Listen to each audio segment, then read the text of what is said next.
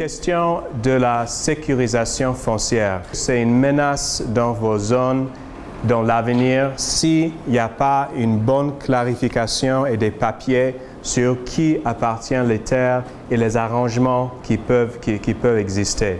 Chaque communauté va devoir décider est-ce qu'il souhaite faire un seul document pour tout le village et puis ils gèrent comme ils veulent à l'interne. Est-ce qu'il veut faire des documents par famille ou est-ce qu'il veut faire ça par individu?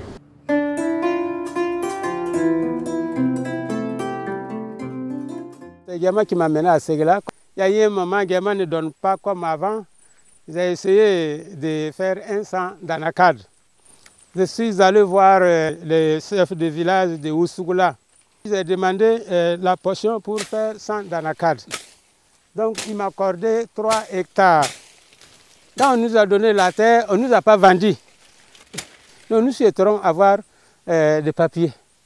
Si on a papier de notre sang, je pense qu'on a garanti par rapport à ce qu'on vit aujourd'hui. Pour le moment, nous avons besoin des papiers du champ. Dès qu'on fait les papiers, si on fait les papiers, demain c'est les papiers qui vont prouver qu'on a payé la terre ou bien on n'a pas payé la terre, ça a été loué. C'est ce papier-là qui est là. Et demain, que si tu ne vis plus, c'est ce papier-là qui va présenter au niveau de tes enfants au moins. Les premiers qui sont rentrés là, ils n'ont pas trouvé papier. Après, ils ont demandé à faire des papiers. Ils ont dit qu'ils vont venir donner papier après. Ils ont fait des recensements dans ça. Mais on n'est pas eu quelque chose encore. Ce certificat foncier là, c'est très important pour nous puisque où nous sommes actuellement, nous sommes déjà basés ici. Ici c'est notre sus. On a des enfants qui vont venir après nous. Donc, pourtant, la parole qu'on s'est dit, ce n'est pas tellement justificatif devant moi. Il faudrait qu'on ait quelque chose pour pouvoir vraiment protéger la vie des enfants qui vont venir. À l'heure où nous sommes même dans l'inquiétude parce que l'espace que nous possédons est très petit. On ne peut pas donner un certificat foncier à un autochtone. Si on a pu faire le certificat foncier sur la terre, donc tous ceux qui vont venir demander une portion, ils paient les conditions, c'est que la terre est toujours pour toi. Mais si tu n'es pas là, tes enfants seront prioritaires de cette portion. Certificat foncier, certificat de choses, des lieux, nous on ne connaît pas ça. On te donne un terrain, ça, et reconnaître que le terrain qu'on t'a donné, ce n'est pas à toi. Mais tu fais ton temps là-dessus. Les coins ont l'air donné travail partagé. Donc, ils n'ont pas le droit de faire certificat foncier sur ces terres encore. Parce qu'on ne sait pas ce qui va arriver.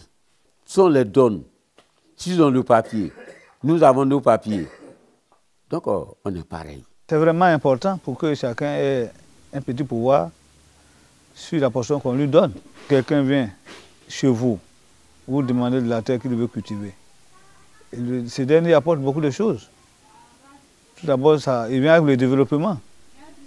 Il faut lui donner un minimum de garantie qui fera que vraiment le monsieur va travailler son champ en toute liberté et en toute quiétude.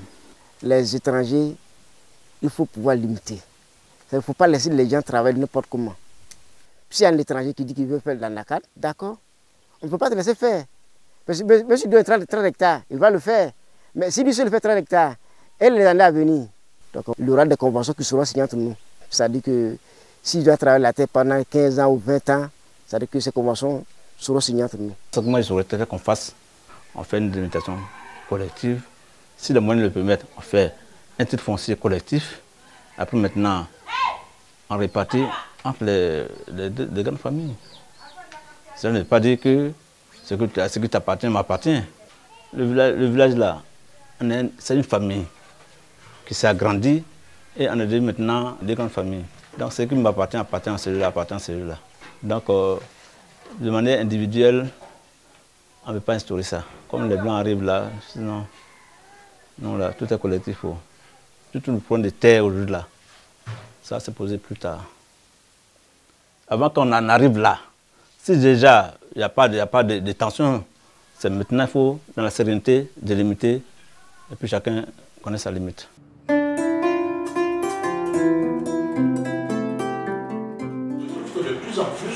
a un renouvellement générationnel de ces gens qui se sont installés.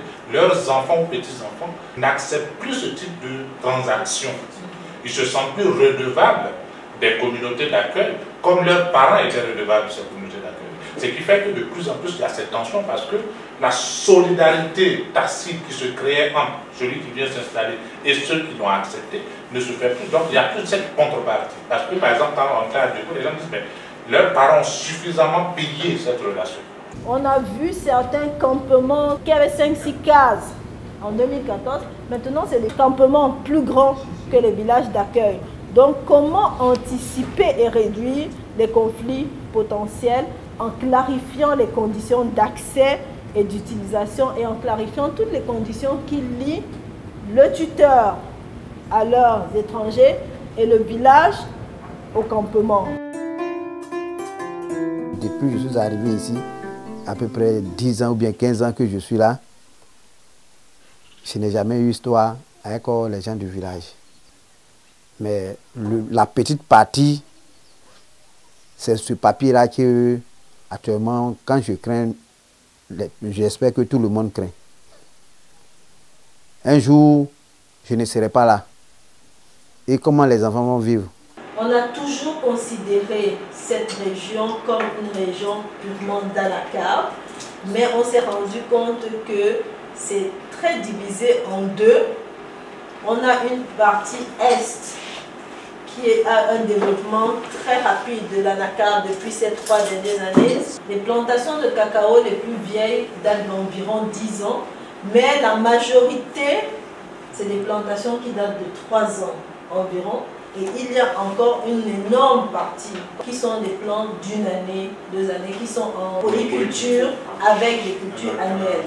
Donc il y a en moins de 10 ans un développement du cacao qui est en termes de proportion beaucoup plus important, 3, 4, 5 fois supérieur au développement de l'Anakar dans la région.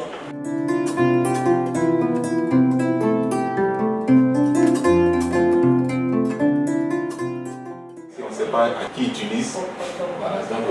Voilà, c'est plus utilisateur avec Propacom. Donc on a fait un cahier des charges avec eux, je crois, sur 3 ans pour faire la calcul de cette possibilité-ci.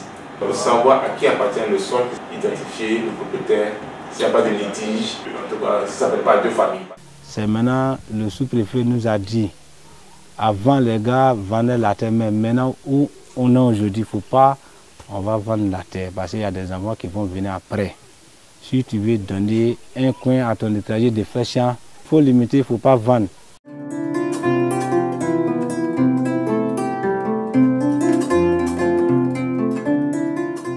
D'autres donnent la terre, ils vendent. D'autres donnent et il faut travailler ici, je ne vends pas. Le jour que tu vas aller chez toi, je prends ton champ dans la carte. Il y a d'autres qui peuvent dire comme ça là, que bon, moi, ma terre qui peut cultiver du riz, du maïs, mais pas l'anacate, ou bien pas du mangue, ou bien pas d'orange. Il y a d'autres qui peuvent te dire aussi, il faut mettre anacate dedans. Mais le jour où vraiment j'ai besoin de ma terre, là, je vais prendre. Notre approche, c'est d'essayer de faire le diagnostic pour imaginer avec les populations l'avenir. Mais nous risquons de trouver des surprises que personne parmi nous attend. Et ça, c'est la beauté de l'approche participative que nous souhaitons faire. Mais nous ne pouvons pas effectivement avancer si nous n'avons pas votre aval.